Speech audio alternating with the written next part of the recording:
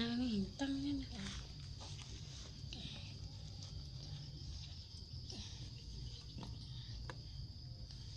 xả cồn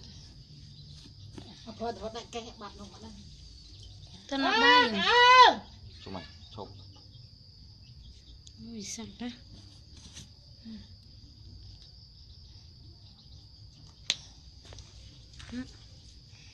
khăm mặn ta bác đi coi tiếc không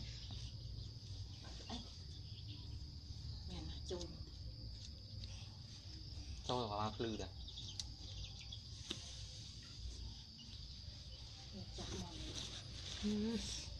ấy tết thôi nhé